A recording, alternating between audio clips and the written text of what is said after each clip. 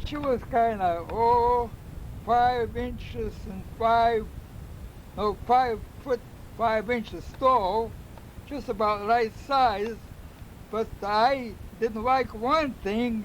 I heard that she's got mother someplace, but she was raised by her uncle, that her mother in young days, she ran away with some boyfriend, and she left 4 kids to husband to raise him. Because, for men, didn't make much money to raise 4 kids. It was hard, so he gave these kids to different family, different uncles to raise. So my girl was raised by uncle named Tarabeza. He raised her till, from about 3 years to 16, till she came by me. So I was afraid about that case, that the way the mother acted, and, she left kids, and she ran away with that young man. She said that she was going to try take the kids back, but the kids even wouldn't go back, wouldn't want to go back. So that was kind of bad. But anyhow, she was a nice girl all around. I liked her, and she liked me. Then finally I thought, well, one thing is to do. She don't want to go to Chicago. We better get married. We'll try anyhow. She promised to be so nice to me and list me. So, in about May or June that year, we got married. And then what's to do, I thought, we move away anyhow from Chicago Heights, so we moved to Cicero by the same people that raised her, because they moved from Rockford, Illinois to Cicero, bought the place and lived in Cicero. So I had a chance to go by them, live with them, so that the aunt, her uncle and aunt can teach her, to cook and all that, be like a housewife. Then I got to find, I was lucky, I went to the railroad again, I got a job, carpenter, and she got the job as a tailor, sewing.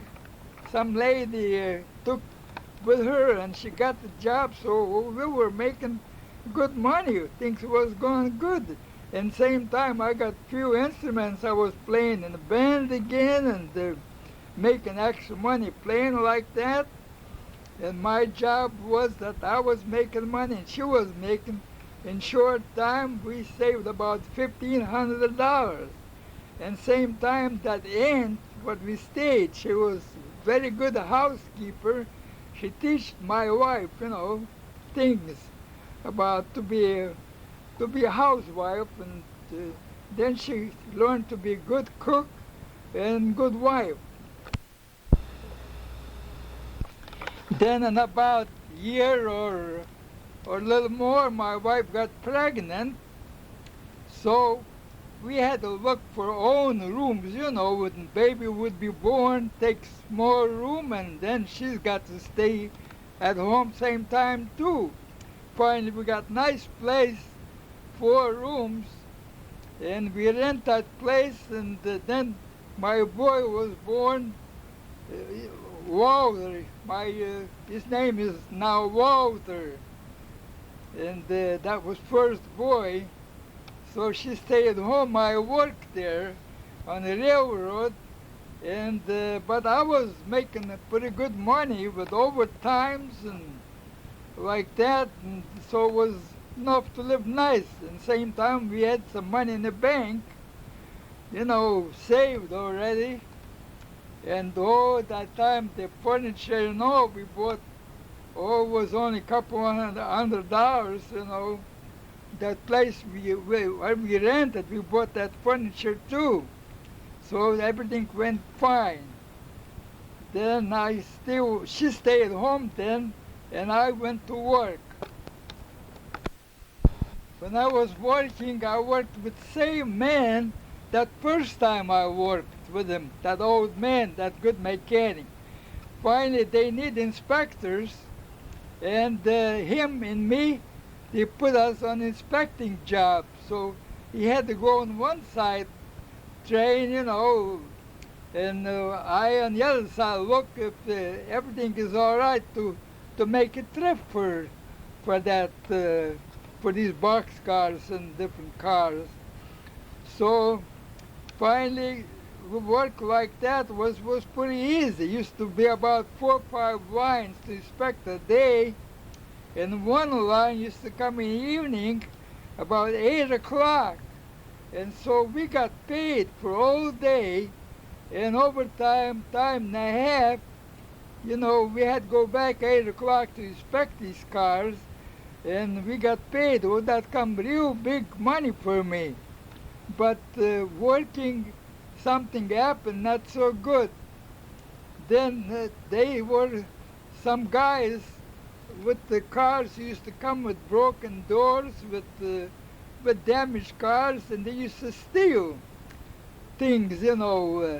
Then when we were going to inspect these cars from one end, but that was away on the other end, somebody took something out of the car, and then we still were going like they expecting. I didn't know nothing, but then I see in the back of me, watchman came and asked if I can tell who the guys were that took from that box car.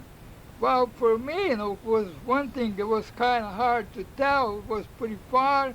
Or another thing was one man, Johnny, that was in the army with me when he was a very nice guy. So I wouldn't tell that was him.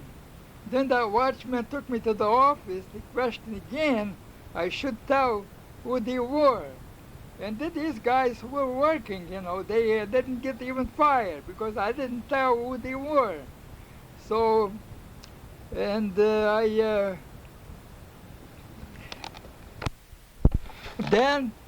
they took me to jail and made $500 bond on me. Oh, I put that bond, $500. In the evening, these two guys came by me, begged me I shouldn't tell names. They're going to pay all expenses, and union, carpenter union, going to get my job back, and I get paid for a year. But I shouldn't tell their names. And me, being a little bit easy-taken man, and I believed them. I didn't tell. Then I went different courts, from court to court, because they couldn't find nothing wrong. On the end, they sent down to jury case. So I thought, wow, that's all right. I got the lawyer, so, I was not with him. I never believed that, I'd be punished for that. So I had the lawyer Nowak, and all that case came about 8-9 months later, and I didn't have a job or nothing. I was waiting to win that case and go back to work again. But when one day that jury got picked out, everything ready for tomorrow, to be regular. In the morning, my lawyer didn't come, that Nowak. His name was Nowak. Some other lawyer came by me. He says, I'm your lawyer. He says, I couldn't understand what happened now. He says, I'm your lawyer. Nowak is sick. He couldn't come today. But it was all fixed up by company. Company fixed up. That was company lawyer. He says, let's go see the judge and you can go home then. There's nothing you get for that. I was glad. I thought this is a really easy case. We went by judge, they used certain words and which I couldn't understand. And that day, when I had 4 witnesses, didn't ask witness or nothing, told us to go home. But next morning, I thought I was winner all around. I was glad, went to work, and boss tells me that I can't put my foot on the ground in that yard. I'm on probation. See how company can win when you being greenhorn without language and not much money and company, got on her side and got own lawyer for me and for so I lost. Oh, that was bad case. So lost almost year's pay, and in the case I lost, I couldn't get that job. The union couldn't do nothing because I was on probation. If I had more money, I could repeat that case and win. But if I had somebody that would help me with the money and good lawyer, but I didn't have nobody like that. And these two men promised to pay everything, all my expense. No, that younger Johnny that was in the army with me give me $20 he had on him. But then I went by the other older guy that was with him. Them two that they were taking out of boxcars, some kind of a roll of clothing. It was some kind of material. And so his wife said, "Oh, what the hell? You're not sure he was there?" Oh, she almost chased me out like that. Gee, I was mad. I was going to almost kill that guy for doing that crooked business on me, which I kept not to tell names here. She wouldn't help at all. But I couldn't find that another carpenter job like I had there. So finally I made up my mind. I had a chance to buy a saloon. That time used to call Speak Easy, sell that moonshine instead of whiskey. I thought, oh, wait a minute, I'm going to make money with that then. But trouble was, that saloon wasn't not too bad to run it, but I couldn't drink whiskey, I used to make tea look like whiskey. When somebody buys me, I drink that tea, so I thought I can get away from not drinking. Because that was like neighborhood saloon, You buy them saloon, drink, they buy you back, and I keep on drinking like that. It's no good.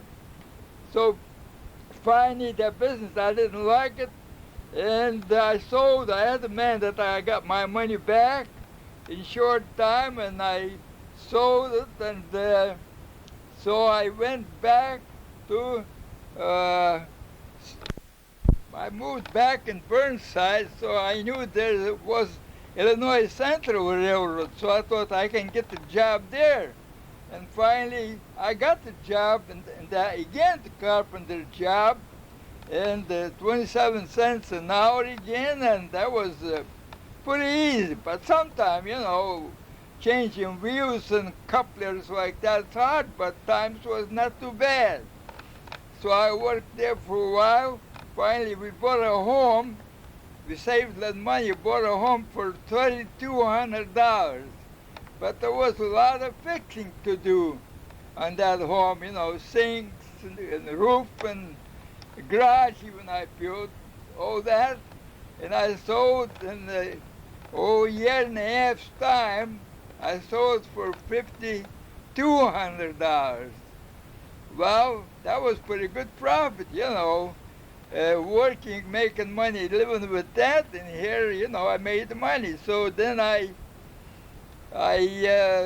thought, well, we sold that place. We want to move to Burnside, not to Burnside, I mean to Roseland, where was shopping near, and a lot of good friends there. We kind of liked Roseland better than Burnside. Burnside was kind of, poor neighborhood, you can say, scattered neighborhood. So we got the place there. We paid $5,200.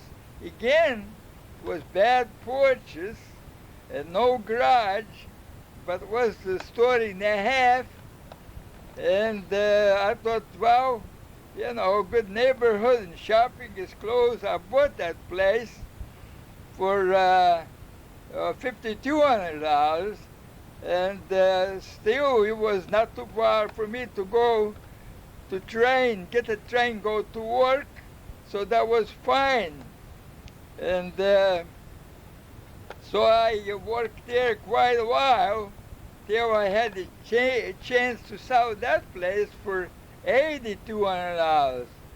But I had a chance to buy another big place on 99 in Michigan Avenue, business place, used to be business place, big thing, single hole, and saloon, and on the building on 2 lots for some old man wants to trade with me.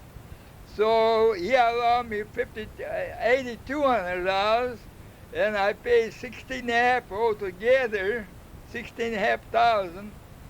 And so I traded places.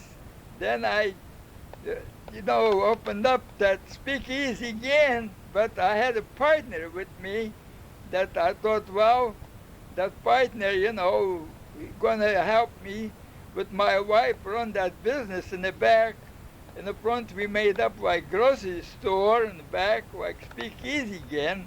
We run for a while, but that big dancing hall, I didn't know what to do. But one day, man came and he asked if I want to rent to put some cars, new cars. He was a new car dealer, Chevrolet, from 92nd Ashland Avenue, and he wants to put some cars in because he didn't have the room for them.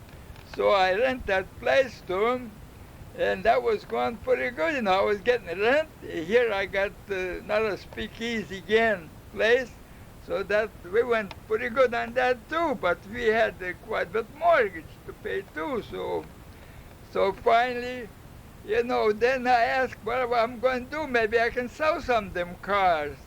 Then he says, all right, go sell them. You get some commission. So ain't going to be much, but $70, $80 from car, them days was pretty good. So I start even showing people these cars and selling them from my place. All I had to do, bring men to the office that wants to buy it, and they finish the deal. Then and man takes the car, and maybe I had to take old car to trade in. So finally, I got quite a few of these old cars I had traded in, and I allowed some of them. I made money when I allowed $50, but when I fixed them up, to run fair and good, and I got 150, so that was not bad. The deal like that. So finally, that man built a new place on the 92nd Cottage Grove, a nice white big building for his new cars. So he took the cars out. He left me with some old cars, and then I had to get mechanics and fix them up and take apart from one to another, and I made it all right like that. Oh yes, I made a deal with Oldsmobile dealer, Mr. Kaczynskis. His name was Oldsmobile dealer, and so he sold me all these used cars that he didn't want to trade on new cars. So they run around $100 or $200, but I fix them up and clean them up, and I sell for way more money. I was putting all these used cars from that he don't want, that they need to work, and old, because he was a big dealer and expensive cars he had. So I was doing pretty good then with that too. And then I run in bad luck. My wife got sick and she had a couple of surgeries, and she died 32 years old. 32 years old, that's a young lady. She died. And she had another thing, heart trouble, whatnot, and different operations like that. So she left me 2 children to raise. So I had to, run business and raise children, take them to school and all that. And so finally I got sick myself. And I thought, what I'm going to do now? It's kind of bad all around. I can't run business too good. I had a manager that helped me, but he was a little bit too easy taking, man. And, with good friends, he used to give things almost for nothing, so it was not so good. So so I finally sold that place. I sold to Mr. Miller. His name was Miller. I sold first business only. I thought, well, he didn't have enough money to pay for all, business, so I took a lot of better cars out. I had the used car a lot too, 150 Michigan Avenue. So I put on that used car a lot, these better cars. So he could pay me because he didn't have enough money to pay for everything. So, but then I had little business selling, with not on small lot and better cars on 105th Michigan Ave. So finally they come out with something else. That man, he wants to buy the building too after all. He was paying rent first. Well, I thought, building getting old and or another thing, when I rent that place to him when he bought the business, then he wants, this paint new, this foundation new, roof new, and, Jews, and they like to have things that something for nothing. So finally I sold to him that big building, but I had next door 2 flat, 6 rooms each again, so I moved that next door, and my daughter got married. Boyfriend came from the army. He moved upstairs, so we used that 2 flat was next door. Then finally, I bought a couple lots next door, and so that near my home, so I brought these cars from that other used car lot near home, so I can see through my window. So I want to take it easy, So I was doing business for a while with that. So finally they come out, they want to make a super highway. And engineers came, they taken away my place. The government's going to pay, but how much and all that. So finally we settled that these lots and that 2 flat home for $21,000. So they paid me that $21,000. Then I had to pay rent to government, to stay there. I stayed for a while. Then I bought the place, another place, nicer place, 102nd Prairie, which my wife liked very much. So we moved there, and we liked it very much. It was 6-room house and nice lot. But in the end, Negroes started moving around, and first ones, they were kind of nice. But when they started move some young generation, then they started shooting one another and killing and all that. Then they stole my front door even. Then I thought, gee, it was best to sell it. So, then I just in a hurry, I had to get a customer to buy. I sold it. It didn't make much, but I didn't lose. So I sold that place, and I moved my stuff by my daughter, my son-in-law in Calumet City, and me and my wife, we got ready to go to Florida. I was around near 70 years old. I was getting too old to work anyhow, so I thought it's time for me to retire now. So, because I was about 67 or 68 years old, so I was getting too old. And same time, I got married in 1940 with a girl from neighborhood. She was 14 years younger than me, but she said, be all right. Just, well, I had the business, and she was a working girl. She figured it was going to be easier like that. You get married and have her own home and everything. Don't have to work, because she comes from big family, and was raised kind of poor altogether. So I went with her for 4 years anyhow. I was, not in a hurry. I want to raise the kids first because I didn't want that someday maybe my wife would say, oh, I raised you kids. I helped a lot. But I waited 4 years. My kids, when they got to 16, 17 years old, so we got married 1940, that was. And then I run that business for a few years on the next door lot I had. And I built two-car garage. And I made good on that two-flat home I bought.